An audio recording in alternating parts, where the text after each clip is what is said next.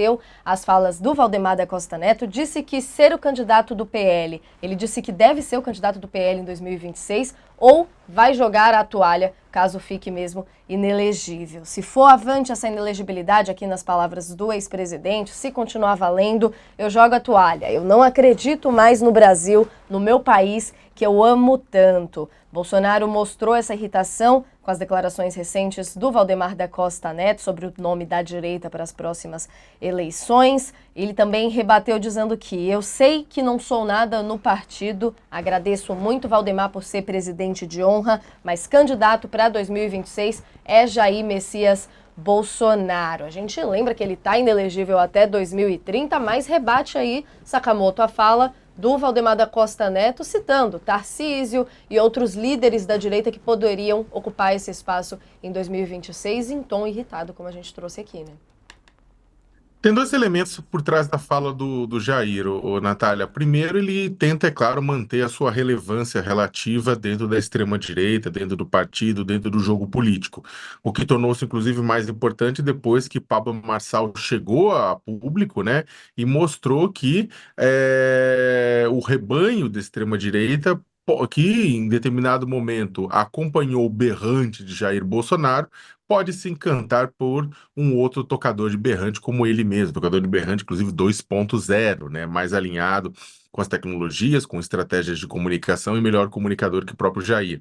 Então, isso colocou o Bolsonaro na berlinda, né, de ser obrigado, inclusive, a engolir seco e não fazer campanha para o Nunes, exatamente por conta, apesar de de ser a chapa que ele apoiava, com medo do que diria a sua militância. Então, o Bolsonaro tenta se manter relevante no meio desse processo todo, né? Ele diz, olha, eu sou... E também ao dizer o candidato é Jair Messias Bolsonaro em 2026, ele tenta também lembrar a militância que existe um processo de anistia, um processo, não, digamos, um projeto de anistia no Congresso Nacional para um perdão dos golpistas, dos condenados por golpismo, e aí ele acha que isso pode, inclusive, beneficiá-lo.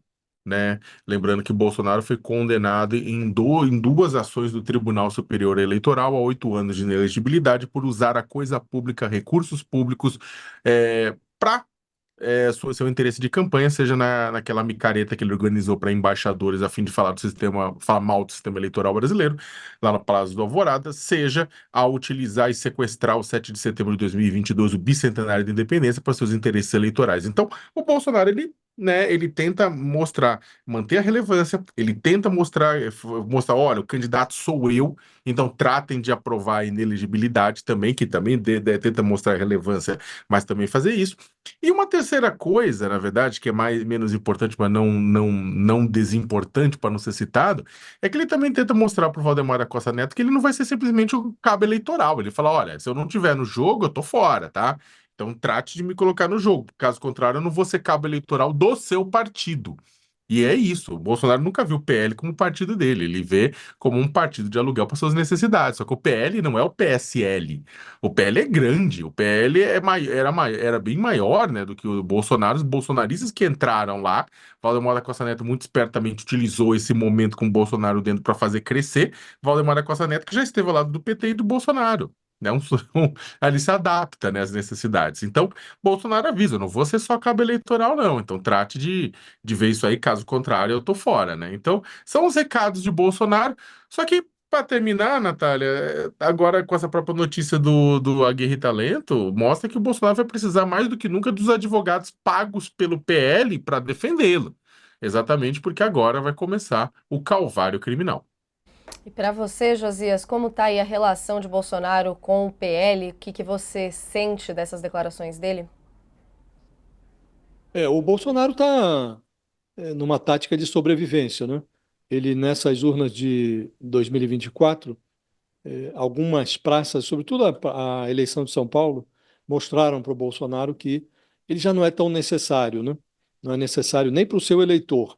O eleitor que votou no Bolsonaro lá em 2022 transitou livremente aí nessa eleição de São Paulo. Um pedaço foi para o Ricardo Nunes, o outro pedaço foi para o Pablo Marçal no primeiro turno. Isso tudo a revelia das posições do Bolsonaro, que funcionou ali ou se comportou como um ioiô, né? Ora de um lado, ora do outro. E o Valdemar Costa Neto, ele fareja o futuro do Bolsonaro com a experiência de quem já passou pela cadeia no escândalo do Mensalão. Ele já era um homem muito pragmático, a prisão deixou o Valdemar ainda mais prático. E ele está identificando a necessidade de deflagrar uma articulação, ainda que em marcha lenta, para se tornar relevante em 2026. Por isso, ele reconhece tacitamente, sem declarar, ele reconhece a dificuldade de aprovar uma anistia para livrar as culpas do Bolsonaro e já está injetando a candidatura presidencial do Tarcísio de Freitas nos seus planos. O Valdemar como que antevê a óbvia necessidade de aproximar o PL arrastado pelo bolsonarismo para a extrema-direita. Ele vê a necessidade de atrair o seu partido ou de encostar o seu partido no centro, porque é o centro que vai decidir. O centro decidiu a eleição em 2022 a favor do Lula, o centro decidirá a eleição nesse Brasil polarizado, seja qual for o representante da direita, seja qual for o representante da esquerda, ou Lula, ou alguém que ele indicar do outro lado, ou Tarcísio, ou alguém que se dispõe a representar esse bloco, seja quem for o candidato de cada uma das partes, o centro é que vai desempatar esse jogo.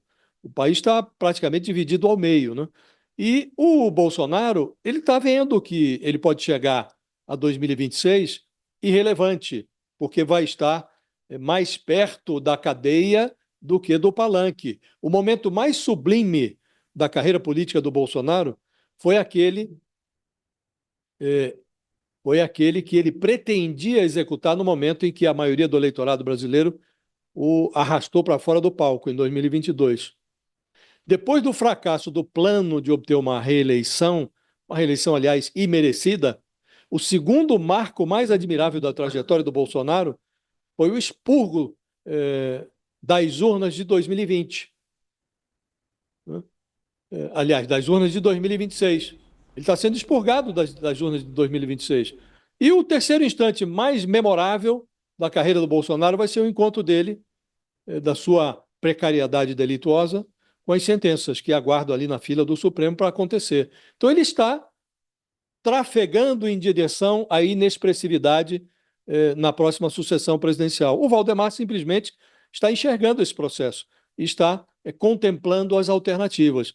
O Bolsonaro, evidentemente, não está satisfeito com isso e manifesta os seus arroubos, as suas insatisfações nessas entrevistas pontuais que ele dá aqui e ali, mas, de fato, o Bolsonaro não é que ele seja irrelevante, não é que ele seja excluído do processo, que ele não tem essa capacidade de entrar ou sair do processo. Ele será retirado, ele está sendo retirado. Foi retirado quando foi sonegada a ele a reeleição, foi retirado agora quando, numa praça da importância de São Paulo, o eleitor dele fez o que bem quis, a sua revelia no processo eleitoral, e será expurgado de 2026, já está com a inelegibilidade, que ele acha que vai ser contornada por uma anistia improvável aos olhos de hoje, e vai ficar mais próximo ainda desse processo da sucessão presidencial quando as sentenças vierem à luz, as sentenças que, se o país for lógico, se o Brasil